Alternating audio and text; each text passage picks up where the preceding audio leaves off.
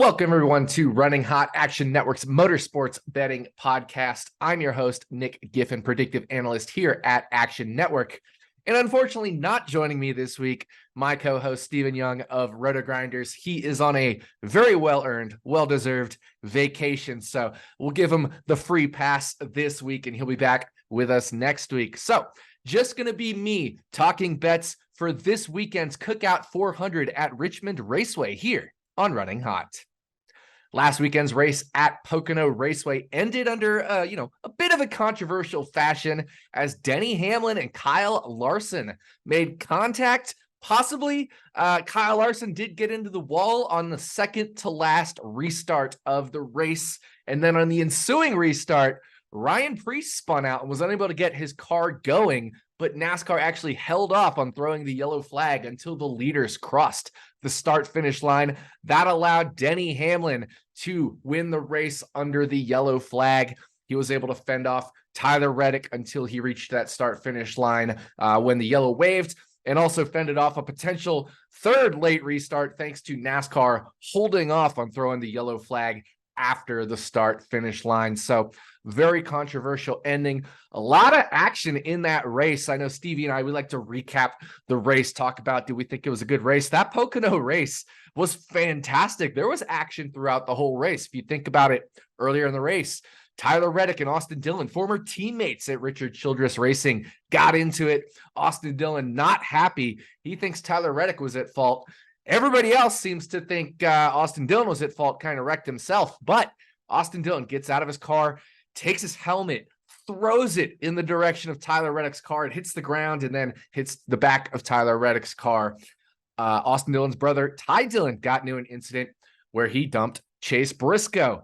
Lots of tempers. I mentioned the issue where Ryan Preece spun right at the end of the race. Well, Corey LaJoie and him got together, and they had a heated moment on pit road after the race. Ryan Preece coming up angrily to Corey LaJoie's car and confronting him before Corey LaJoie even got out of the car. And then, of course, Kyle Larson did not hold back on his post-race interview, lashing into what everybody thinks of Denny Hamlin. So a great Pocono race. I know Pocono often gets a bad rap for being, quote, boring, but this was not a boring race. Totally action-packed all the way through, and a controversial finish, of course, as well with that yellow flag. But that was Pocono. Now it is time to look through the windshield to Richmond. NASCAR does head back to Richmond Raceway for the second Richmond race of the year at the 3/4 mile flat track. With it being the second race of the year at Richmond, of course, we will have data to look back at from the first Richmond race, as well as, at this point of the year, we're almost into the playoffs. We're more than, halfway through the year, almost 2/3 of the way through the full race year. We're going to have a lot of other short flat track data to work with. So Richmond, of course, like I said, a 3/4 mile flat track. It is in a very old surface age. So tires wear greatly. So what can we expect from Richmond? Well, we're going to expect more of the same. Typically, Richmond races are very tame, very calm, and get a lot of long green flag runs. Usually we will see a long green flag run over the course of a whole stage, or maybe a very early caution right after a stage break, and then run the rest of the stage green. So we get lots of different pit strategies. Do you split the stage into thirds, or do you go half and half? We will see multiple different pit strategies. Tire management is going to come into play. It's going to be hot this weekend in Richmond. So I think a 2-stop strategy, splitting the stages into thirds for stage 2 and stage 3, is going to be the faster preferred way to go. But it also depends on if a caution does come. When will that caution come? Will that shake up the strategy? So there's always that little bit of element of if you hit a poorly timed caution, that could ruin your race, or it could make your race if you're on the beneficiary side of that caution. But we're going to expect normal flat track racing from Richmond with tire management and pit stop strategy, 2-stop, 1-stop, 2-stop strategy as the key to this race. So how are we handicapping Richmond? We got to look at all those short flat tracks. The most comparable tracks are the 1 mile track at Phoenix, which kind of races like Richmond in terms of its shape. It's a little bit bigger, 1 mile, very similar shape, but it is a very low tire wear track, relatively speaking. So not completely like Richmond. And then there's also New Hampshire, the 1 mile track at New Hampshire, flatter than Phoenix, but slower and a little bit different shaped because the turns are 180 degrees instead of a tri-oval shape. So it makes it a little bit slower and does have a little bit more tire wear than Phoenix. So also a decent approximation for Richmond. You could pull in a little bit of Martinsville, the 1/2 mile bullring flat track, and you could pull in maybe a little bit of Gateway. But by and large, I think the most similar tracks to Richmond are going to be New Hampshire and Phoenix, leaning for me a little bit more probably towards New Hampshire. But that is how we're going to handicap Richmond. We're going to use past Richmond data. We're going to use similar track data. And of course, going into the race weekend, long run speed is going to be key. We are going to have practice. Doesn't look like we're going to have weather in the forecast at the point of this recording that, should affect practice and qualifying on Saturday. And that should be pretty predictive of the race. Richmond is a highly predictable track. One thing I did want to mention about Richmond, it has a very low major incident rate. So, when I say major incident, I'm talking about something that caused the car to fall many laps down or just ruin their race altogether, completely tank their speed. So not a minor incident, not something that set them back, not something that even maybe put them a lap or two down, an absolute major incident. That's very low. Major incident rate is just below 7%. So we don't see a lot of cautions here. Very predictable race. My model for, finishing position at Richmond, one of the highest of the whole year, R squared of my model around 0.7. So very, very solid model, very predictable track. So that's where I'm going to focus my bets today. So it is time to dive into these bets. As always, we're going to take you for a lap around Richmond Raceway. That's 4 turns. Unfortunately, no picks from Stevie this week, but I'll give you 1 pick per turn before we drive into victory lane. So it is time to take the green flag and dive into turn 1. All right, I'll kick us off here in turn 1 with what I think is one of maybe my most interesting plays, drivers of the week. And I'm going to go with Joey Logano to finish inside the top 10 at -150 odds. So I'm putting 1.5 units to win a unit on this bet. Joey Logano in 13 Richmond races with Team Penske under low downforce conditions. So that's all the races since 2016, other than the 2019 year, which was high downforce conditions. So in those 13 Richmond races, Joey Logano's finished in the top 10 out of 13 times. That includes a 7th place finish at Richmond earlier this year. And in fact, Joey Logano, Team Penske, they've gotten better over the course of the year at these short flat tracks. Remember, they started off kind of a mess. They finished 11th at Phoenix, but were actually even worse in speed than that 11th place finish. Then they finished 7th at Richmond, Joey Logano did. Then he finished 3rd at Gateway, which is a 1.25 mile flat track, a lot bigger, so not quite the best Richmond comp. And then a few weeks ago, finished second at New Hampshire, had a very fast car, which again is one of the best approximations for Richmond. Also, he did finish second at that 1/2 mile bullring that I mentioned, Martinsville, the flat track there. So other than Phoenix, 4 of his finishes out of the 5 have been inside the top 10 at either Richmond or the most similar tracks to Richmond, including its most similar comparable recently a couple weeks ago at New Hampshire. I mentioned that 7th place earlier this year at Richmond. So, very strong 10 out of 13. That's much better than a 60% rate, which is what we'd need at -150. My model loves Joey Logano this week. My model is very high on him. It actually has value on him to win. I don't necessarily trust it because, as we'll talk about, I've seen some other models that are much lower on Joey Logano in terms of his win probability. But if we want a consistent bet, I really like the top 10 -150. I'd bet this all the way down to -180. So that is my turn 1 pick. We're going to roll the center and drive through turn 2. All right, for my turn 2 pick, I'm going to stay in the Ford camp, and I am going to go to Joey Logano's former Team Penske teammate, now with Roush Fenway Keselowski Racing, and that is the co-owner, Brad Keselowski. I'm going to also take his top 10 finish. You can get it at +125.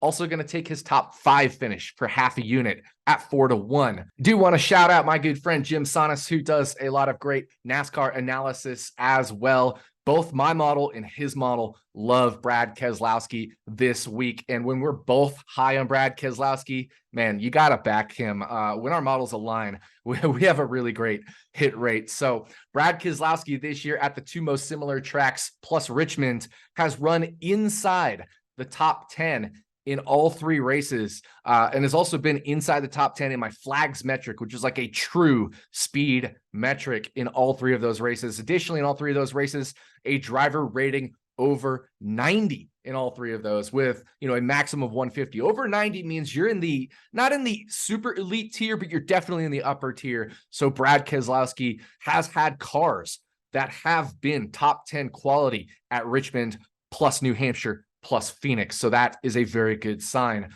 He also did finish top 10 in 2 of those 3 races. And the third, where he did not finish top 10, that was actually arguably the best of the 3, despite finishing 18th after some bad luck late in the race. That was at Phoenix. So, you know, it didn't quite work out there for Brad Keselowski, but he did have a very strong car in that one. And actually, you know, was maybe the best of those 3. So Brad Keselowski probably should have finished inside the top 10 in all 3 if bad luck weren't a factor. Well, thankfully, Richmond is the track where luck tends to matter the least of the 3, because it is the most predictable or near the most predictable. So definitely really like to back Brad Keselowski top 10, top 5, like I said, 4-1. In fact, his top 5 odds, I have over 25% finish in the top 5, which would be 3-1 equivalent. So I'm happy to bet that top 5 down to near, you know, like 3-1, close to that, maybe 310, 315,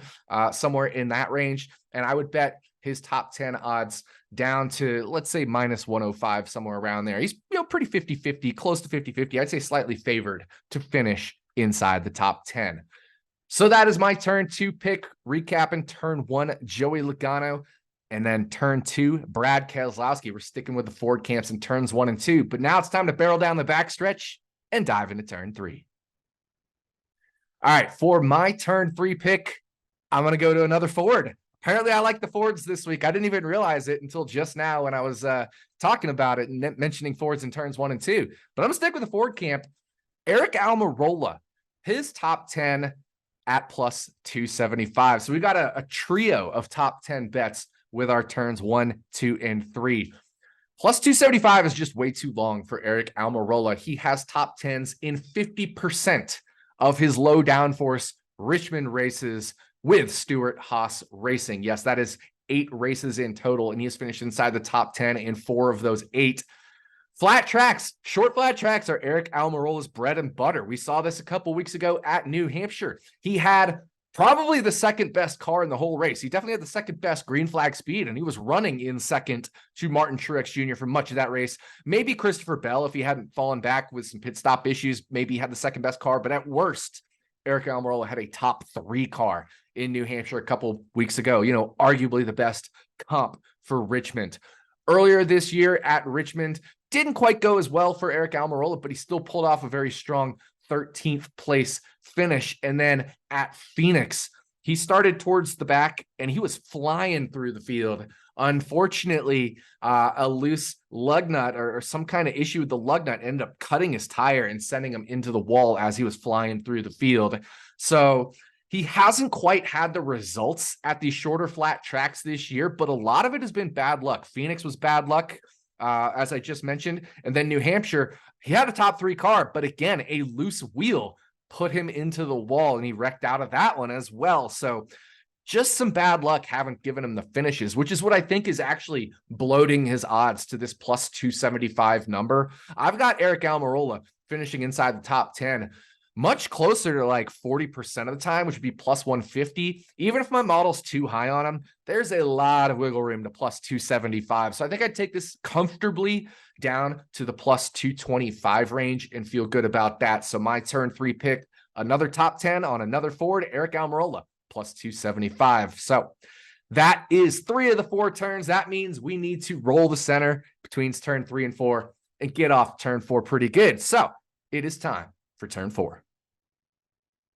All right, for my turn 4 pick, I'm going to get away from all the Ford love. I'm going to get away from the top 10 love, and I'm going to go to a matchup. And this is a matchup that I saw on the Discord. So I want to give a shout out to Brandon G on the Action Network Discord. Make sure to join the Action Network Discord. If you haven't had access to it, if you don't have access to it, let me know. I can get you access to the Action Network Discord. The racing channel often has a lot of great discussion. Want to shout out Brandon G, like I said, from the Discord, because he pointed me to this bet, and my model loves this bet. I love this bet. I ended up taking this bet myself for 1.65 units to win 1.5 units, and that is Alex Bowman, minus 110 over Daniel Suarez. Now, that minus 110 price, I was only able to find at one place, but I do like minus 125 as well, which is much widely available. I wouldn't go below minus 125, right? I wouldn't take it like minus 130, minus 140, but minus 125 is still good value according to my model and according to the data and the history we've seen as well. Alex Bowman has easily handled Daniel Suarez in the 5 Richmond races since Suarez has been with Team Trackhouse over the last 2.5 years. Alex Bowman is 4-1 head-to-head in this matchup at Richmond over those 5 races. But that one loss was just a 20th place finish versus Daniel Suarez's 19th place finish by 1 spot. And Alex Bowman still had a better driver rating, a better running position, a better green flag speed than Daniel Suarez in that race. Just a little bit of bad luck. But in the other 4 races, again, better driver rating, better average running position, better green flag speed. So it kind of fits with the R squared of the model, 0.7, right? If we think, ballpark, it explains about 70% of the variance, then we should expect occasionally Alex Bowman to lose to Daniel Suarez. But by and large, that 4-1 record is close to not close to what we'd expect. Obviously we'd expect 2 drivers of, let's say, similar caliber, but where Bowman owns the track history, to be much closer to something like a minus 150. So 60-40 in Alex Bowman's favor. So that's what I have it as. I have it closer to 60-40. I would comfortably bet this at minus 125. When we get to like minus 130, minus 140, we're getting close enough to model error where I think, if my model's slightly too high on Bowman, then it might not be value. But at minus 125, we're still comfortably within the error bars of my model, which says minus 150 is value on Alex Bowman over Daniel Suarez. And the data backs it up. Alex Bowman has been better than Daniel Suarez in all 5 recent Richmond races as a relevant comparison.